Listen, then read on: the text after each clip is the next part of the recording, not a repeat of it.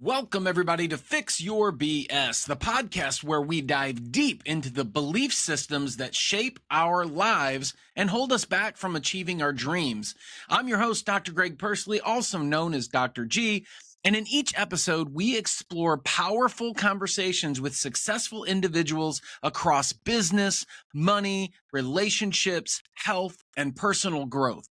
Join us as we unpack their journeys, challenge limiting beliefs, and discover practical insights to help you build your dream life on your own terms. It's time to fix your BS and unlock your full potential.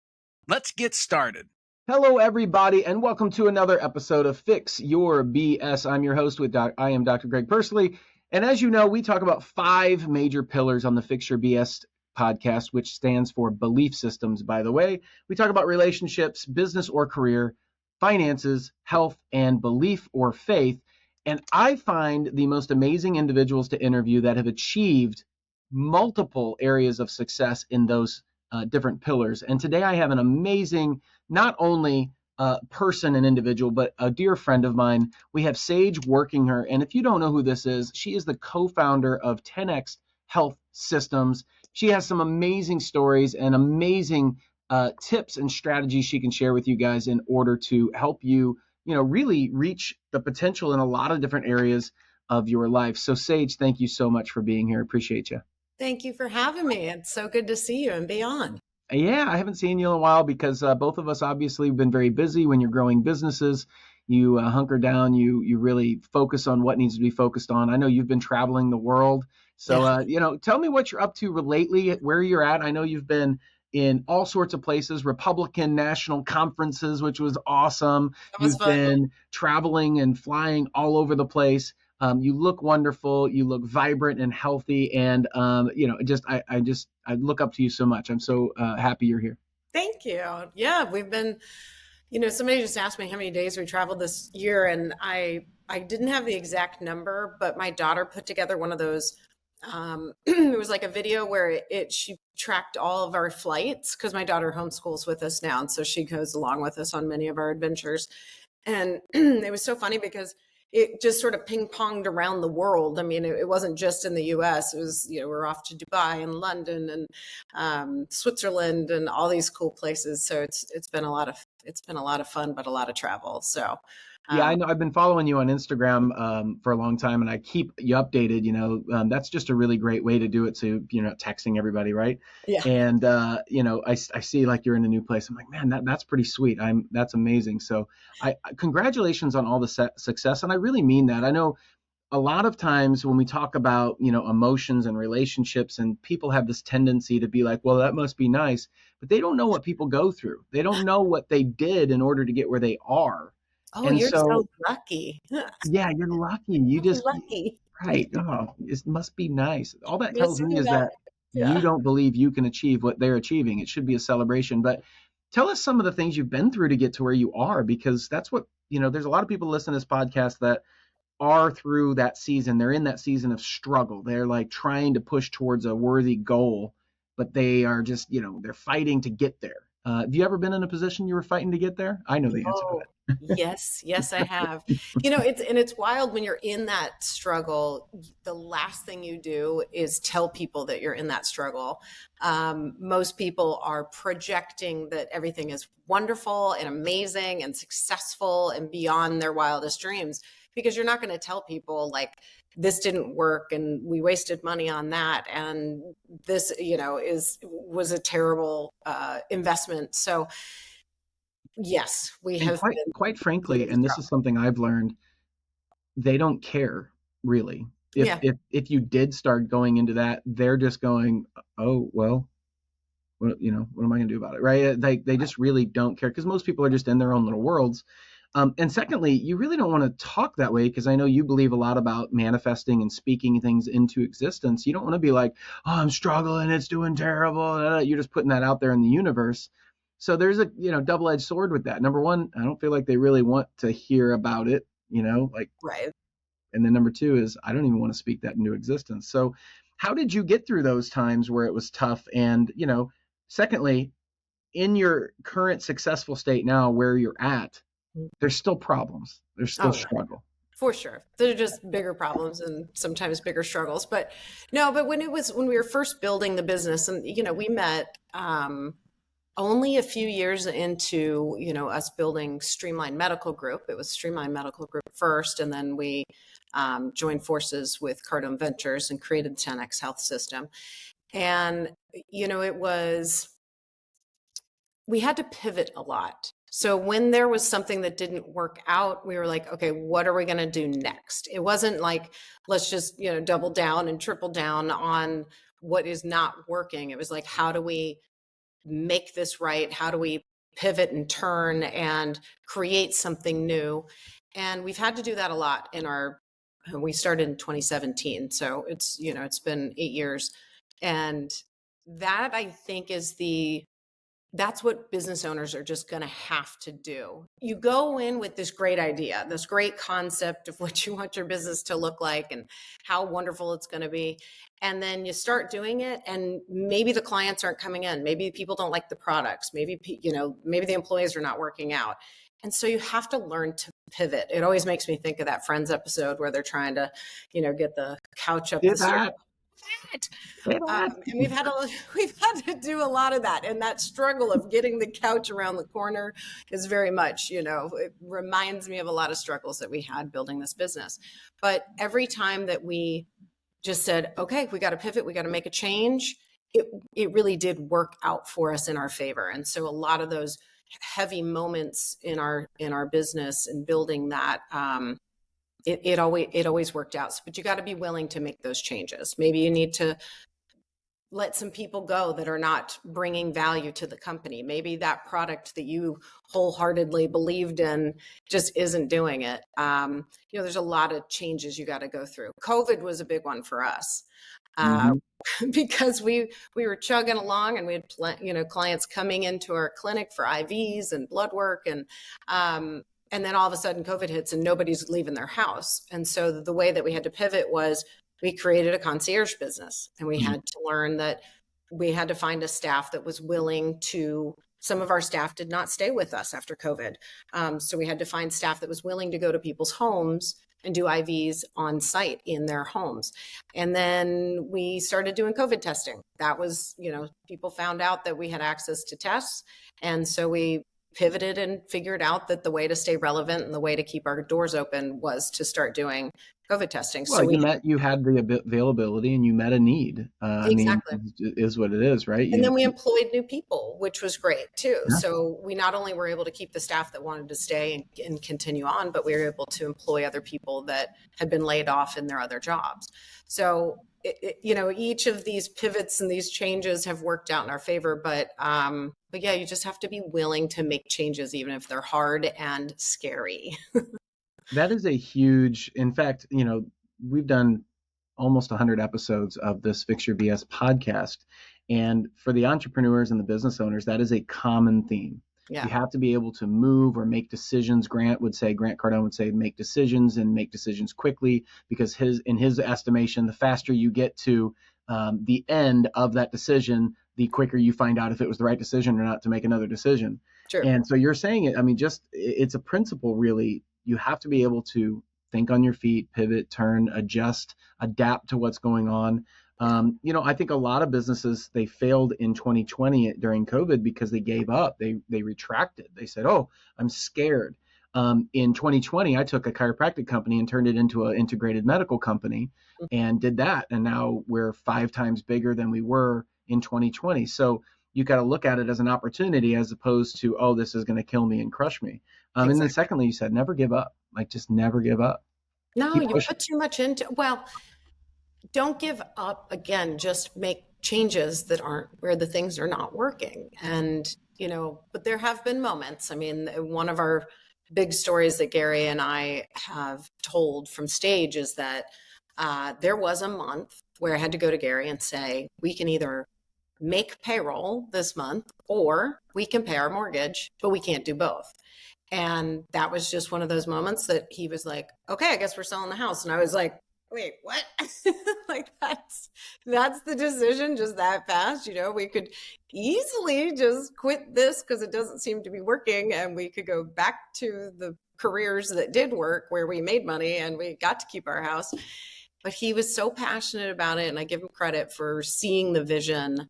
He was able to see the light at the end of the tunnel faster than I was. And But also in that same aspect, kudos to you because you believed in him. You said, I'm going to trust in this process. Trusting in a process that you can't see is yeah, so much harder than being the visionary. I give it to my wife a lot. You guys have been friends for a while, but like she has believed in me and my process. And she said, look, you do what you got to do to be the man you need to be, and I'm here to support you. And I think the support system sometimes is harder than the person that's out because they don't know all the ins and outs really.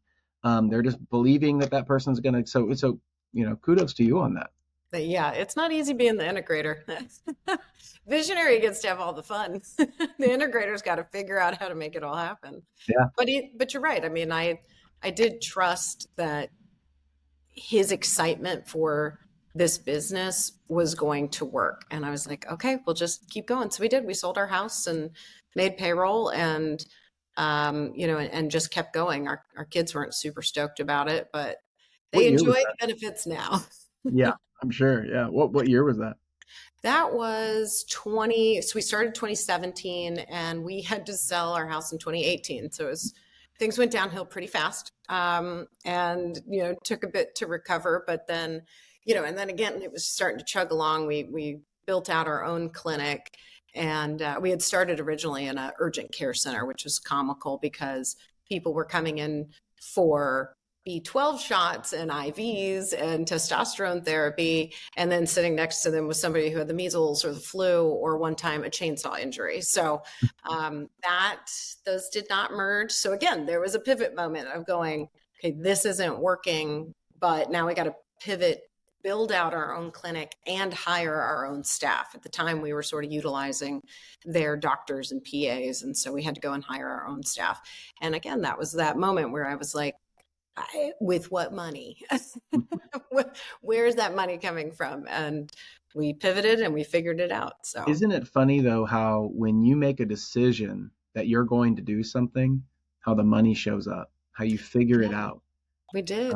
Because I've been in that situation where I don't know how I'm going to keep the lights on this week. Yeah. And yet you're like, no, this is inside of me. This is something that is part of my purpose. It has to happen. I don't know how it's going to happen, but it's going to happen. Yeah. And lo and behold, it comes up somehow.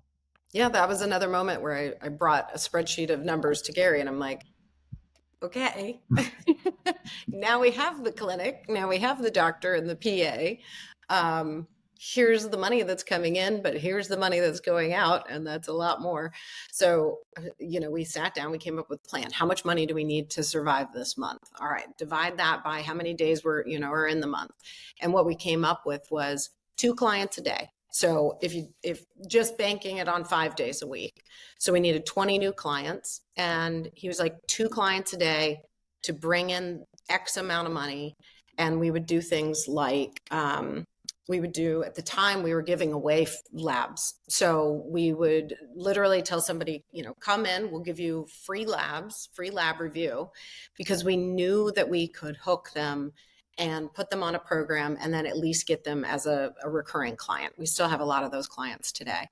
But when you help people feel good and get them to trust you and believe in you, then it works. You'll have a client for life. But 2 clients a day. You can only think little bites of the elephant. What'd you say? I'm sorry. Little bites of the elephant. That's right. Yeah, that adds up over time. And I don't think Gary will mind me saying this, but he's really lucky to have that integrator role right there, so close to him, because a visionary versus an integrator, for people that really don't know that, the visionary is the person that's really projecting the vision of the company. The integrator is the step-by-step process person that says, okay, well, how are we going to actually put the boots on the ground to make that happen? Right. And you did something that no wonder, Grant Cardone wanted to work with you guys, because, know your numbers. He preaches that all the time. You guys talk about that. And that's what you did. You said, here's where we are. Let's do the math. How many clients do we need? How many sales? And that happened with me and my company in an integrated medical model. We started growing faster than we could understand what was happening. Money's going out, money's coming in, but how much is that? So, you sit down with your financial team and you go, all right, well, where are we at right now? Like how many people do we need to see? And they're like, you need $4,803 a day. I'm like, that's very specific. I love that. Perfect. Yes. How many clients is that? Perfect. Okay. So then we had, something to shoot for. And you come out of those meetings with a lot more clarity and a lot more excitement than when you're scared and worried because you don't really know. You're in that fog. Yeah. No, I have to give Gary credit. He will come up with 300 great ideas. And, back in the day, he would whiteboard them out. And he'd be like, but babe, we have all these great ideas. It's going to be so amazing. And I'd be like, okay, awesome. You can pick 3. He would get so mad because he was like, we need to do all of these things. I'm like, we can't afford to do all those things. So pick your top 3 and we'll put a plan together. But, he sees it now. And it did take reading that book, Rocket Fuel, for us to really understand each other, because I would hold him back, and it was having that fear, that worry that we're going to run out of money, that this isn't going to work, that we're, and there were many times where things didn't work and we did run out of money, or we didn't pick the right people to work with. And you learn from each of those mistakes, and you just keep going. You just keep figuring it out. So, it's been an interesting 8 years trying to put this thing together. But, when I look back on it, it is really wild to have a story like this where, our team was 8 people. And then now 3 years later, we have over 120 employees, and 150,000 clients have come through our doors. So it's been quite the journey. It's been a wild ride. But and it's still growing and still looking up. That's fantastic. Yeah. How is they talk about partnerships and they talk about collaboration is the new currency, and how important is it to find the right partners, the right people to collaborate with, and what can it do for your company? What did it do for your company when you guys started collaborating with others in the business world? We've had good collaborations. We've had bad ones. When you have bad ones, again, you have to learn from it and not let it weigh you down for too long. Once you figure out it doesn't work, you got to move on. So, and then we've had great collaborations too, where things have really worked out, and it's been fun to build. I think that's the biggest thing, is you want to find someone. If you are going to do a collaboration, you have to find someone that's willing to work as hard as you are. That is a big piece that I think is missing a lot of times. It's kind of like, think of group projects when you're in school. If you are on a group project with somebody that isn't meeting your standards of how you think it should be done, and then you end up doing all the work yourself, you're going to be frustrated, especially if there's money involved. And so you've got to find somebody that's willing to put the hours in and, and meet you where you are. Because otherwise you'll become resentful and you'll regret putting it together. But especially when there's money and ownership involved, like you just said, if you guys are 50-50 partners and one person's putting in all the work and the other person's getting 50% of the revenue of the profit, it doesn't work. It doesn't work. It just doesn't. So when I was a kid in school, I was a great person to have on a group project, because I would get to this place where I just go, never mind, I'll just do it myself. And I'd get everybody an A. And I was like, I'm so glad everybody got an A, but I, a lot of times just did all the work myself. That is how, if you are that type of person, you need to find another person like you to be able to collaborate with. Otherwise, if one person ends up being a slacker, you just become resentful. So, yeah. But so also, I was going to say too, it's also maybe finding somebody that is the opposite of you. That's what works for Gary and I. We're the yin and the yang of each other. And again, I tend to get sort of some anxiety about moving forward too quickly. But if I didn't have him going, okay, let's go, we got to try this, we got to do this, I probably would be a lot slower at putting things together. So there is sort of that yin and yang. And I would recommend, you mentioned Rocket Fuel. That's the EOS whole series. We use that as well. Entrepreneurial operating system. We can put a link in the bio or the explanation here where people can click on that. But I did the same thing. In fact, I have all of their books. Yep, right, I see them, all the orange ones. Yep, all the orange ones, the whole series. And I remember reading the original EOS book. I read Traction, and I didn't understand it at the time because it was just too much. Yeah. But when I reread it, and then I reread it, and then I reread it, and then I went to seminars, and then I exposed myself to you guys and people that were further advanced from where I was, Brandon Dawson and Grant Cardone, and these concepts were well above my head at the time, but I was able to take decades and turn them into just a few years. Just being around people like you guys, listen to you talk, listen to what you guys are focused on. And, it was hard for me to see the growth. Yeah. But people around me saw the growth in me. Like my wife even said one day, like, man, you have just turned into an absolute great business person. And I'm like, well, that's fantastic. Thank you. I appreciate that. But, and I'm continuing to grow. I don't think I'll ever stop. You guys probably won't ever stop either. You guys are so energetic and healthy, and you've got some new projects going on, it looks like. So, talk to me a little bit about, some of the new stuff you got coming on. What's the future look like for you guys? I think the biggest thing is there's such an awesome health movement going on right now, and so many people interested. COVID really woke people up. Mm-hmm. And I think that it's something that nobody ever really talked about wellness before like we are now. Nobody talked about our food system and what's in our food. Nobody talked about what the doctor's prescribing, and if maybe there might be something different out there where you don't have to take pharmaceutical because you can find the root cause of it and fix it with your diet or with exercise or, things like cold plunging. And I think that that's sort of what I get excited about now is, so much of what can people do every day for their families where it doesn't cost a lot of money, where it can be even free, and sort of teach people the ins and outs of that. I was actually I've been reconnected with a girlfriend of mine from college. She's been a nurse for the last 20 years. And it's so interesting. I have zero medical background. I have a real estate license, when I started this business. But I have learned so much because Gary has just, opened my world. All of our providers, Dr. Sarda is one of the most brilliant doctors I know. And they've just opened my eyes to this wellness piece, but also just, my own research. There's so much great research out there that you can do on your own.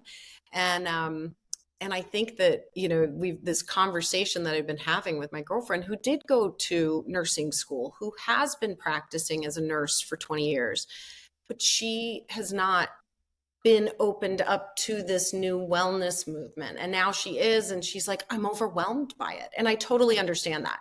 Like, if you don't know anything about it, how do you know what to do? Like, so many people are out there on social media, like, this is wrong and this is bad and da da da. She's like, but nobody says this is good and this is what you should be eating and this is what you should be doing. So we're trying to really shift our message, like, eat this, don't eat that. Try this, don't try that.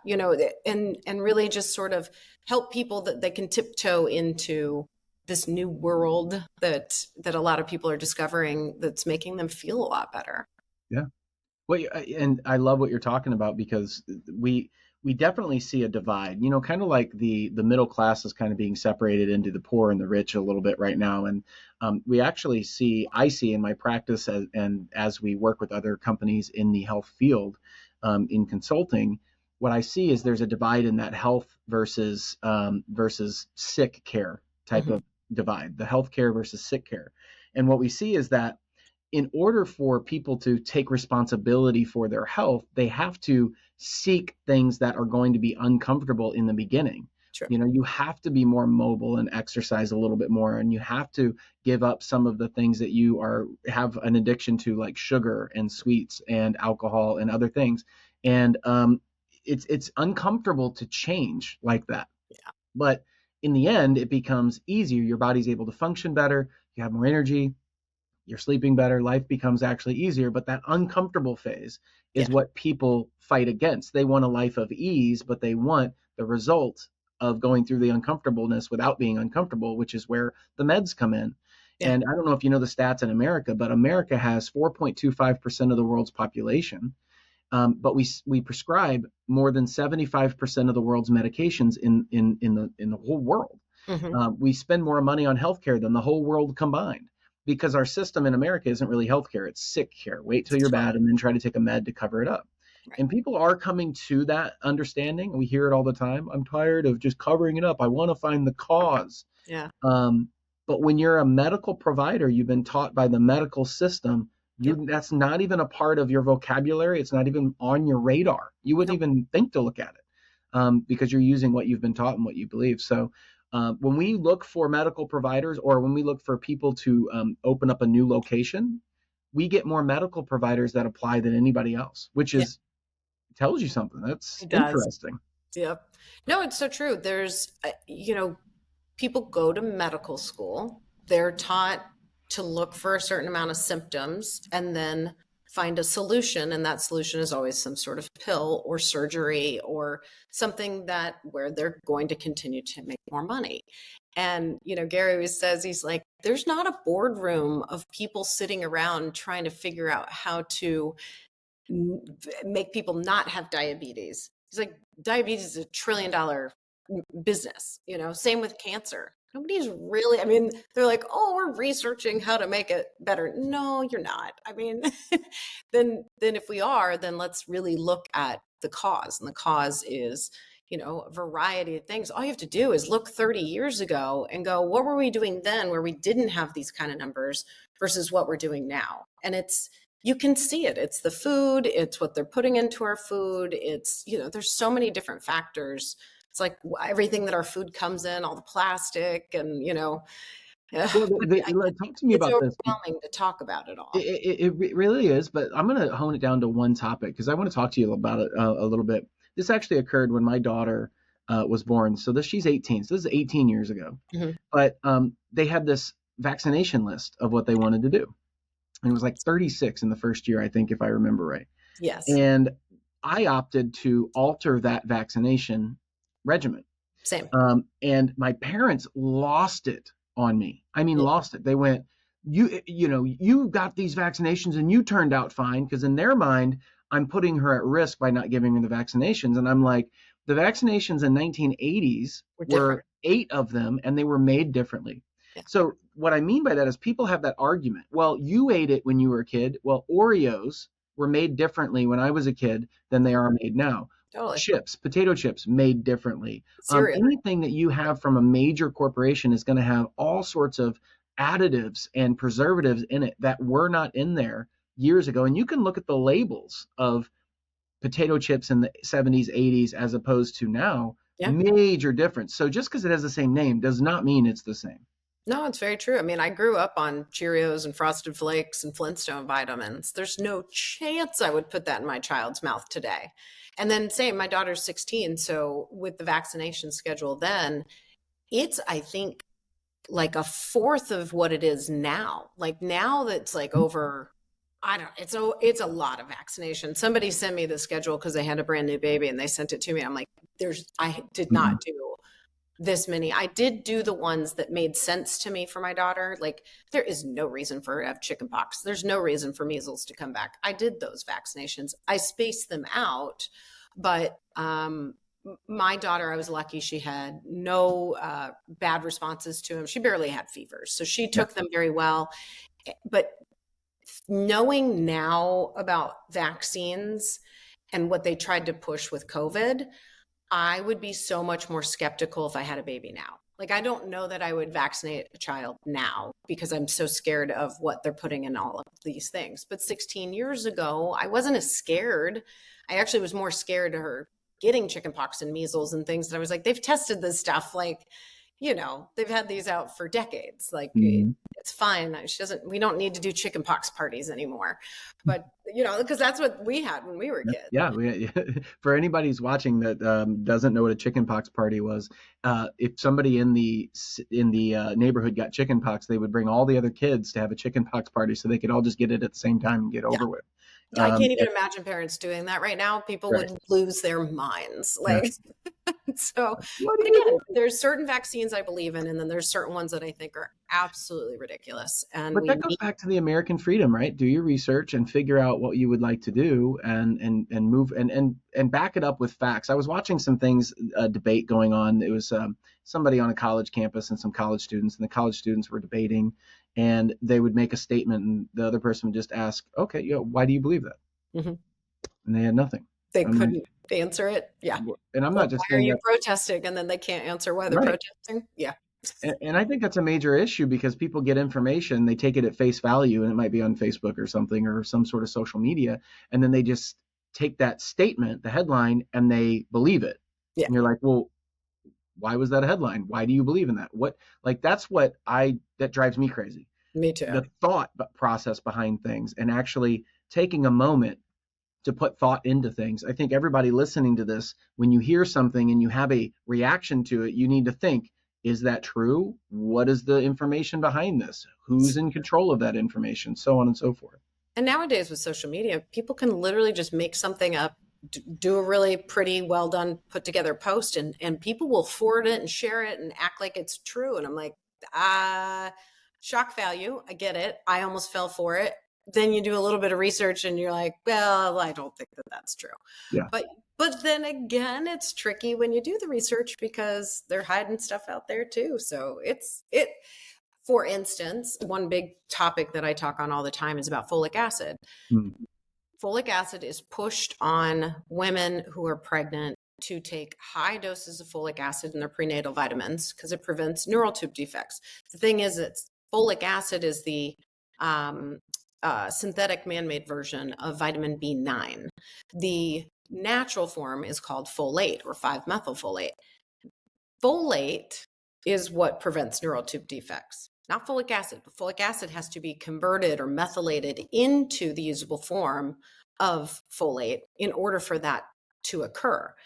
If you have something, a genetic mutation called MTHFR, then you cannot make that conversion from folic acid into folate. And so that just builds up in your system as, for me, because I have MTHFR, if I take folic acid, then I've got massive anxiety, depression, gut issues.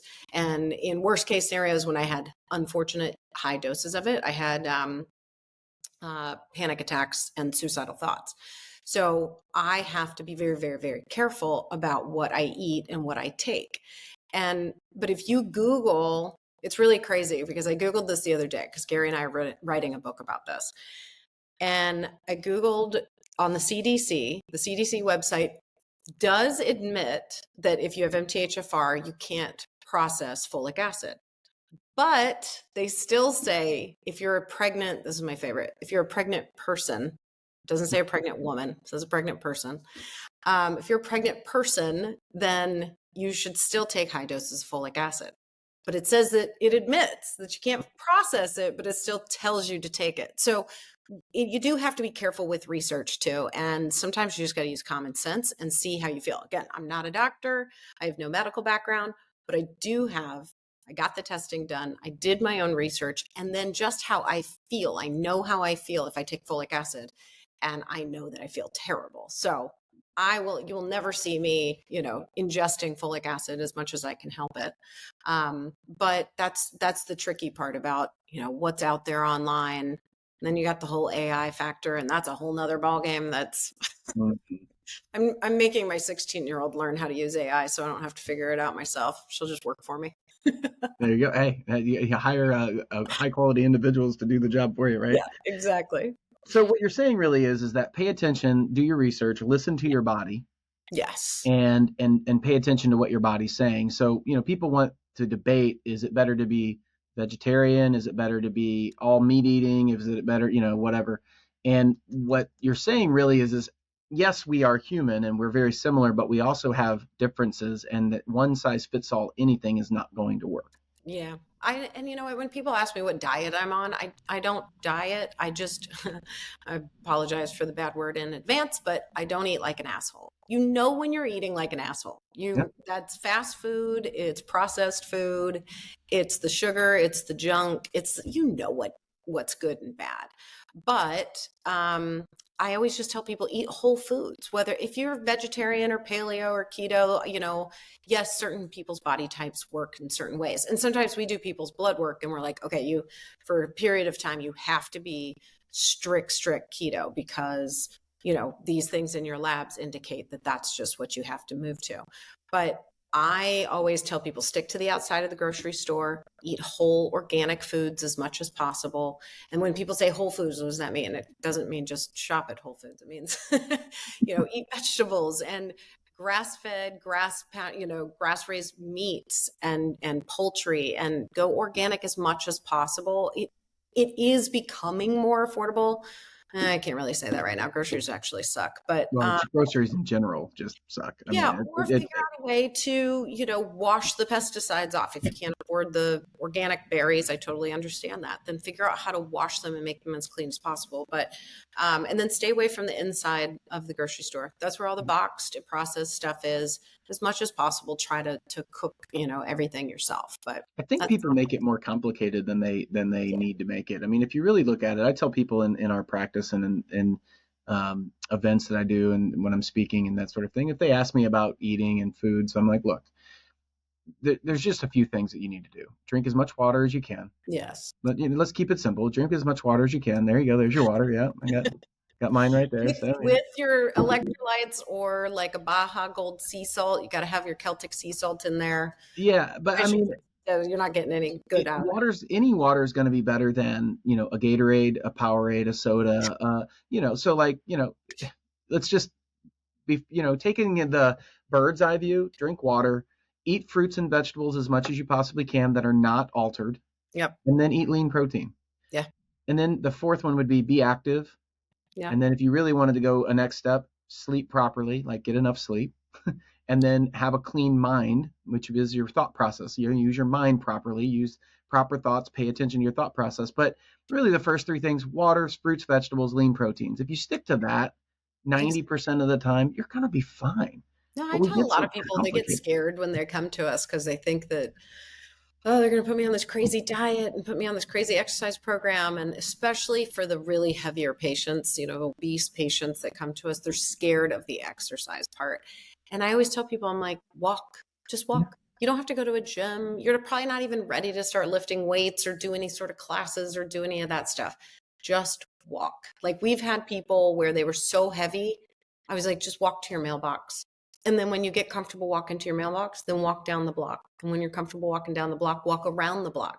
And it literally is that simple. And then before you know it, they get addicted to it. And then they're like, I'm walking 5 miles a day. And that's like that's what I got to do every morning. They do their phone calls on while they're walking.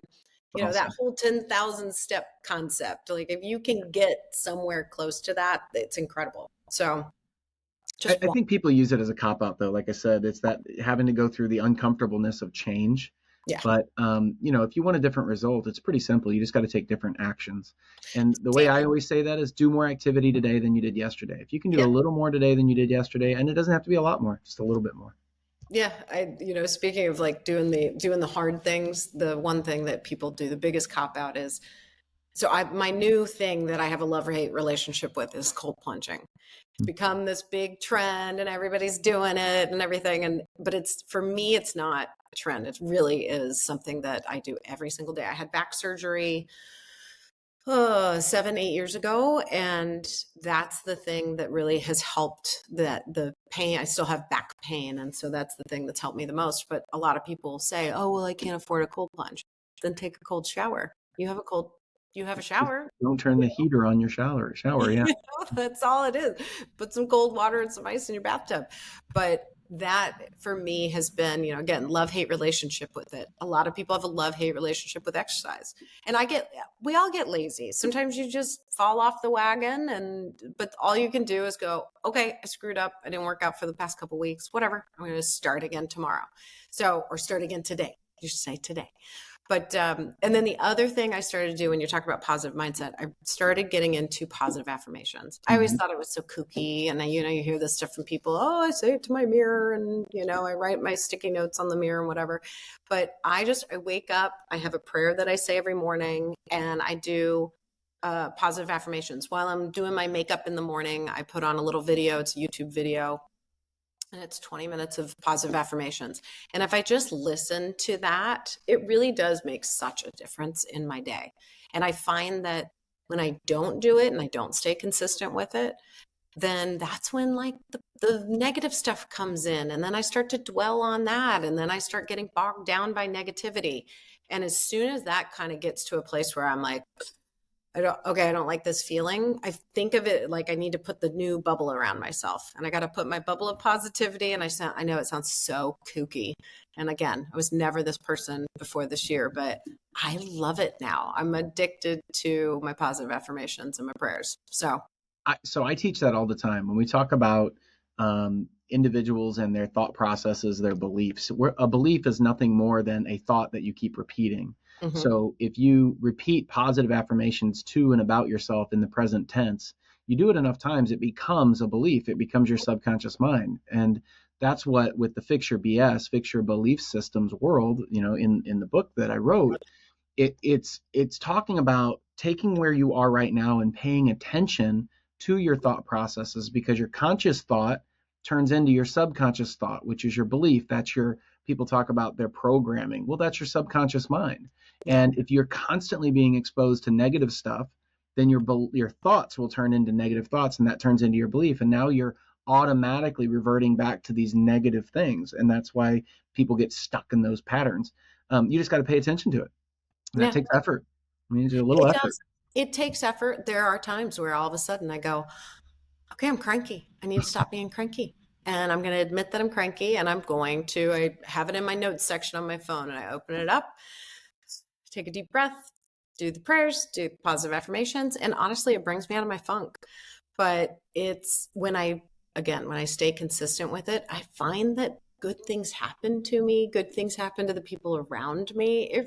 There is something to it. I'm like, I saw Tony Robbins. He was on Theo Vaughn's podcast, and he mentions the whole concept of, like, if you're thinking about a red car, then all of a sudden you start seeing red cars everywhere because you're shopping for a red car, or you're shopping for cars, or whatever it was, and you start to see it everywhere. Well, that's kind of how the positive affirmations thing has worked.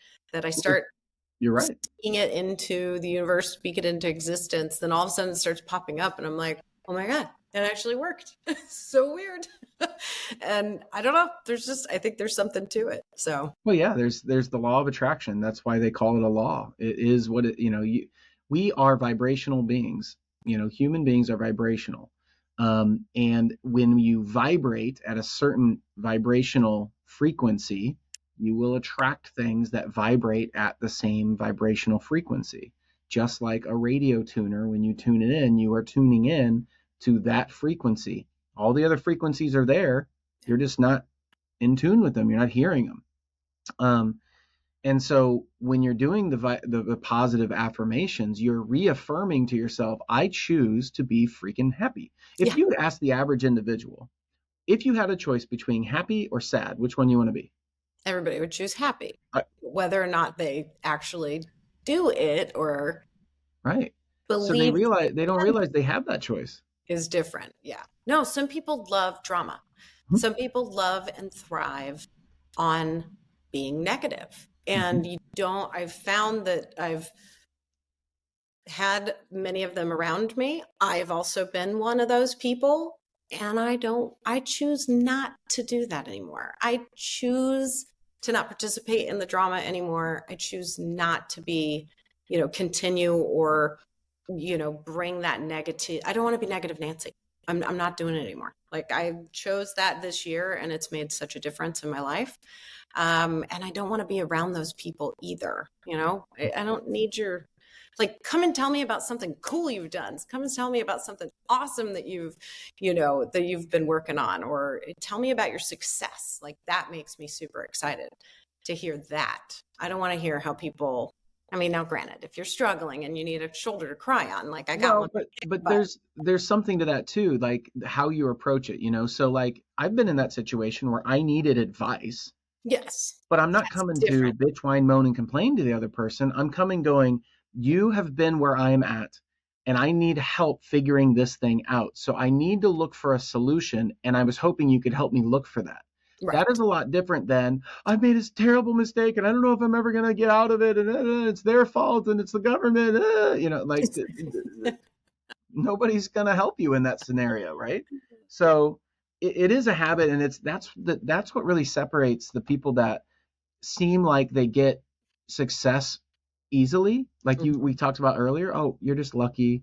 Like, no, it's not luck. It is paying attention and being very intentional about your thought processes, about what you're exposing yourself to, about setting goals, about the people around you.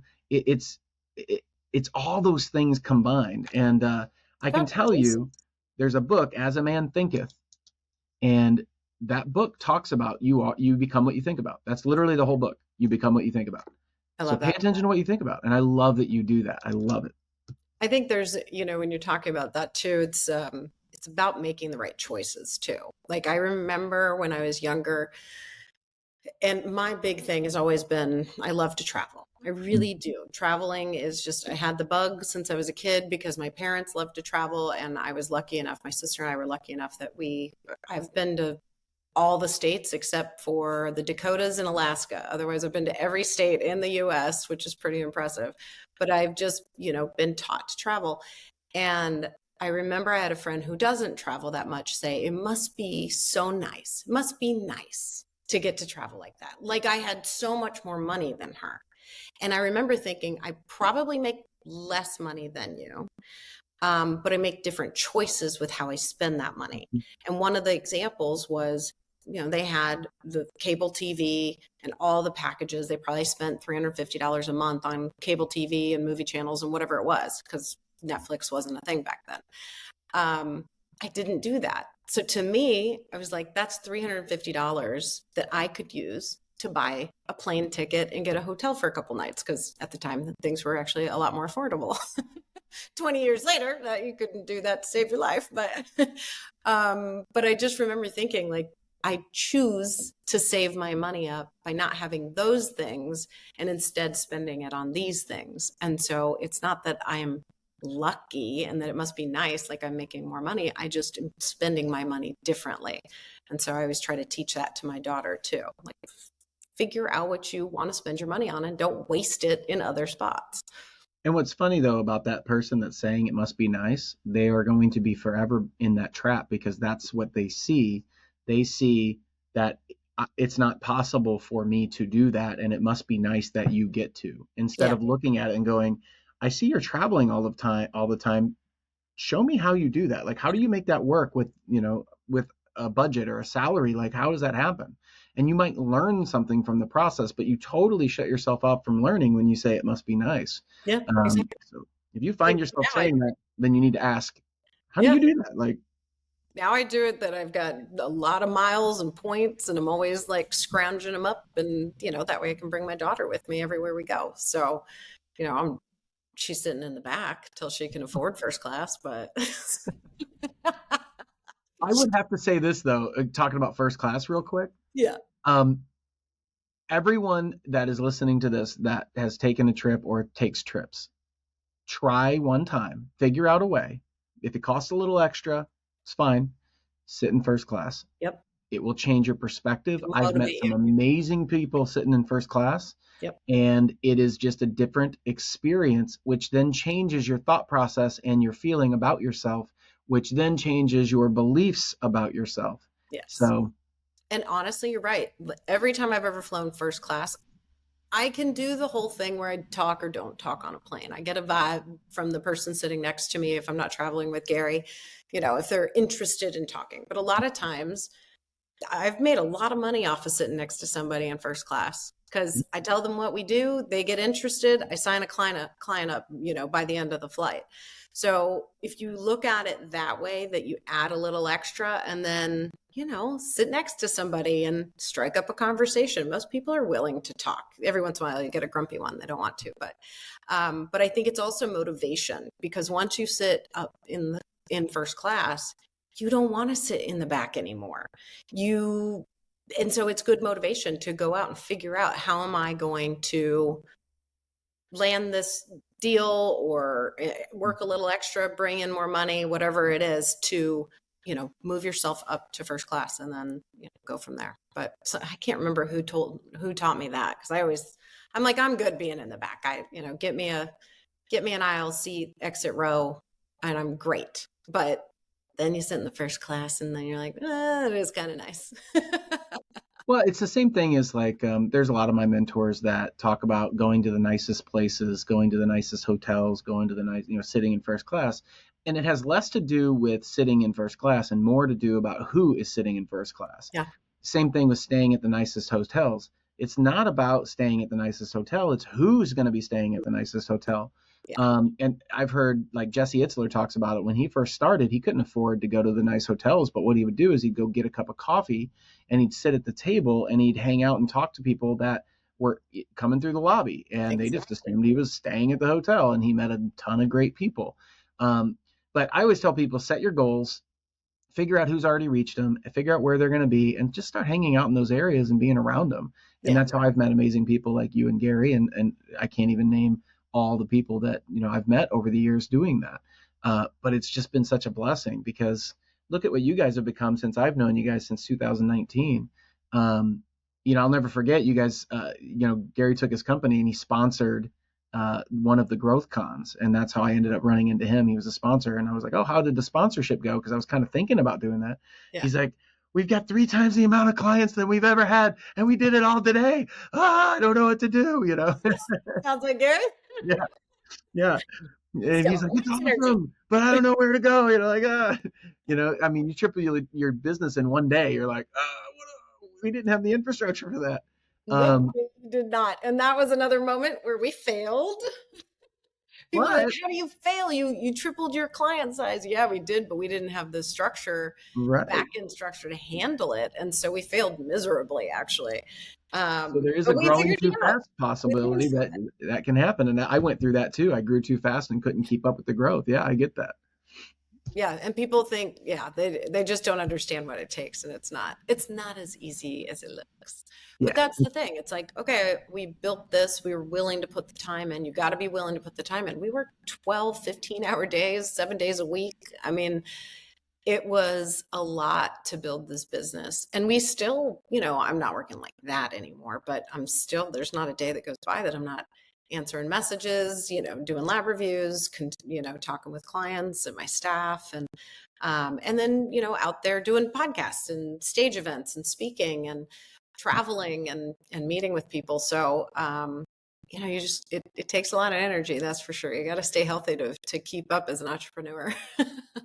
well, that's the other thing about what you guys do in keeping people healthy is that if you are going to be growing a business or being an entrepreneur, it's going to take a lot of tenacity. It's going to take a lot of being out and doing and meeting people and traveling and a lot of late nights and early mornings and all of that stuff is going to be required. So the more energy and vitality that you have, Yeah. the better off you're going to be. If you look at some of the most successful entrepreneurs, most of them really don't drink very much, if at all.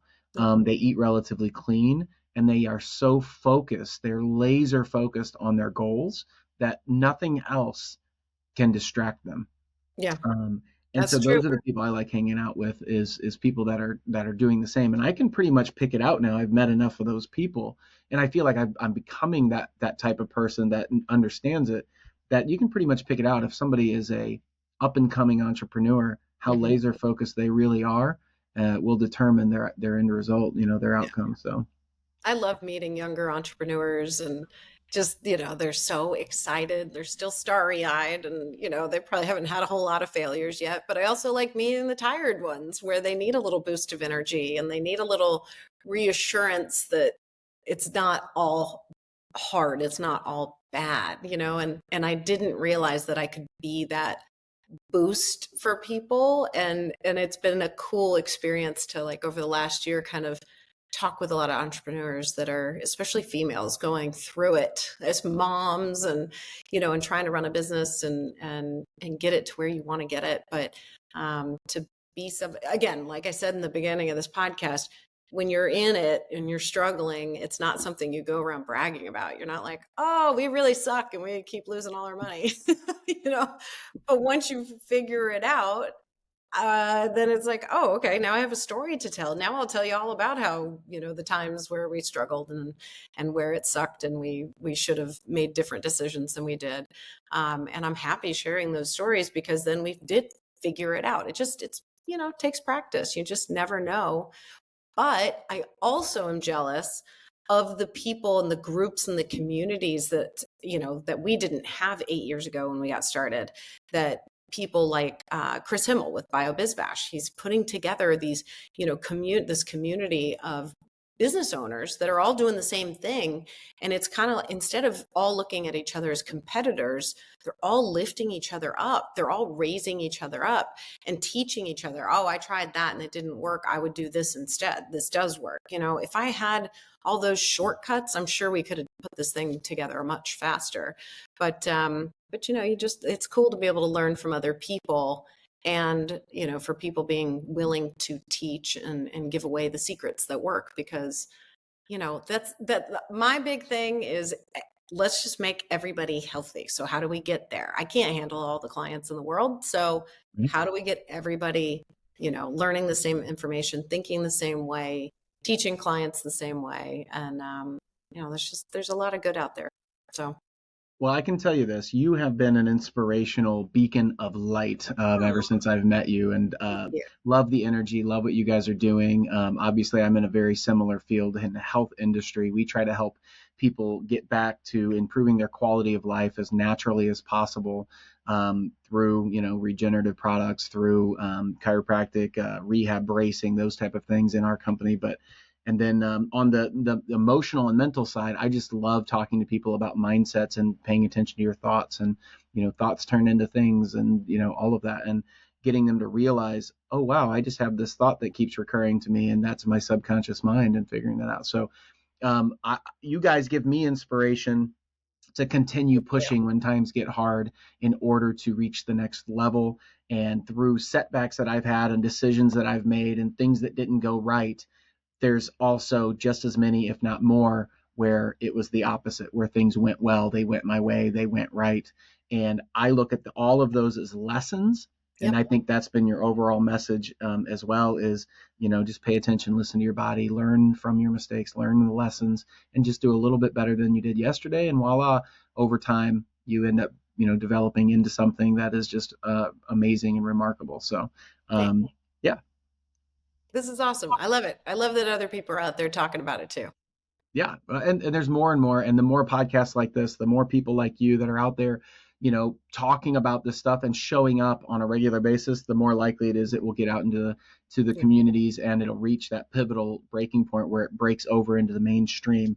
It's going to be a long haul, long fight, because there's a lot of money in the pharmaceutical world, and money talks, and there's a lot of money in the food industry as well, and they have a lot of control. But we're going to keep fighting the fight that we feel is part of our purpose, and make it happen, and keep getting into other communities just like this one. So I think the more people that are aware of it and acknowledge and stop buying the things that are making them sick for their families, make better choices on the food, eventually the companies aren't going to make the money that they used to. Right now, people don't realize how bad it is.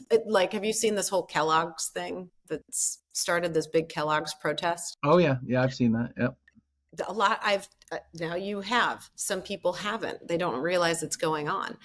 But I mean, honestly, who anymore is feeding their kids brightly colored cereal? If you don't know by now, the people on the lower income, the people that have lower incomes. I mean, that because they get convinced to buy those things because they're told that it is, it's gluten free. Yeah, exactly. Or it's got the added vitamins, minerals. I'm like, stay away from the things that added vitamins and minerals, because it's all cheap stuff. Yeah, no, it's terrible. It's like artificially made stuff. You're exactly right, which is not going to give your body what it needs. So yeah, it does drive me crazy. And you don't have to be perfect. For anybody listening to this, you just have to be 80% good. Do the right thing 80% of the time. The other 20%, you can do what you want. I'm not perfect. I'm not an ideal 100% perfect body fat, health, whatever. Because I do eat things that I shouldn't eat, but it's about 20% of the time. Oh, last night I posted a picture that we had pizza for dinner, and people were like, "You eat pizza?" I'm like, "Yeah," because I found a place in Miami that doesn't have folic acid in the crust. So it's actually good ingredients. I don't feel sick afterwards. My gut doesn't go nuts. I actually feel great afterwards. And So now, not all pizza companies are like that, but this place is great. But people were so shocked that I eat pizza. I'm like, guys, I eat healthy. Like you said, 80-20 rule is actually really good for anybody that's listening. I think 80-20 is a good, easier way to live, because if you try to do anything 100% and then you fail, then you're less likely to keep going with it. So Yep. do an 80-20, don't drink every night of the week, but have some cocktails with friends on the weekends. Yep. We actually sort of accidentally gave up drinking. My body just doesn't process it anymore. I think it actually got too clean. So I don't drink anymore, but I don't judge anybody that does. Just every night is not recommended, but if you're going to have a couple on the weekends with friends or a celebration or something, it's not that big a deal. Just pay attention to what you're putting in your mouth, and you'll know. Again, everything is like, just don't do it like an asshole. Right, exactly, right. Have a couple. Right. Don't go overboard. I Same don't thing know. with I don't eating. know how I developed diabetes. Pretty sure we can look back at your history. I'm pretty sure we can Yeah. look. You just went No, back it's not my fault. I have no idea. Snickers bar, yeah, and a pint of ice cream. That's not recommended, but Right. but every once in a while, have a cup of ice cream. It's not that, it's not something that's not going to kill you. Is there any final thought that you have on just any inspiration or education or something that you could share that just comes to your mind with the audience in order to just give them some guidance in their lives? I mean, something that you've learned that's just like something you stick to. Honestly, for me, this year, that the big piece and the big change, I think, has been repeating those positive affirmations and prayers. I really have changed my mindset in a positive way. And I've seen the difference in when I stick to it and do it every day versus when I forget and I get lazy and I forget to do it. And then also every single day, I'm like the vitamin Nazi in my house. There is not a day that I miss my vitamins. It's so funny. I have them right here in my little tray. But I am very careful about what I eat and put in my mouth and when I take my vitamins, because it just makes me feel better. I just feel so much better when I do it. And I think if you just pay attention to what you're eating and what you're taking, and it'll make such a difference in your mindset. People always think what you put in your mouth and how it affects your stomach, because that's what we've always been trained to. Oh, I ate something and I felt sick. But people don't think, oh, I ate something and I felt anxiety, or I ate something and I felt depressed, or I ate something and I felt, my OCD go out of control, or I didn't Brain fog. Or brain fog. Yeah. And that's, pay attention to how it affects you up here as well. And that's been a huge lesson for me over the last couple of years. And, when you make those tweaks, you will feel amazing. Like, I sleep so much better, and I feel like I'm more, focused and organized, and I'm happier. So I also learned to not schedule travel for like times that don't drive you crazy. Don't do the early flights. Don't do the red eye flights. I have learned that makes a super big difference. Yeah, absolutely. Well, listen to your body, like you said. Like, there's some people that can handle that stuff, and some people are like, that's like me. There's certain entrepreneurs like, you got to wake up at 5 a.m. and whatever. And I'm like, I don't like doing that. I like waking up about 5:45. It's just when I wake up. So I'm not going to force myself into something that's just so uncomfortable all day, every day, that I'm not going to stick with. But I'm just saying, listen to your body and learn from it, and make decisions that make sense for you and your health and your goals in life. So exactly. Well, this has been an absolute joy for me, and I really appreciate you, like I said, being here. To the Fix Your BS world, just go ahead and share this out. That's the only way we can reach more people. There was so much great information in this episode, this podcast with Sage, that, if you shared this out and it helped somebody just a little bit, it's going to improve their life. So that's the only thing we ask. We don't charge you for listening to this or for doing this. Just share it out. We appreciate that. Everybody, our goal with Fix Your BS is to change your belief systems to where you can build a better life and really build your dream life on your terms. I am your host, Dr. Greg Persley, also known as Dr. G. And like I said, Sage, I really appreciate you being here. So everybody click on the links that we have below. Check her out on Instagram. Check out what she's doing in the 10X health world. And we will see you at the next episode. All right, stop recording.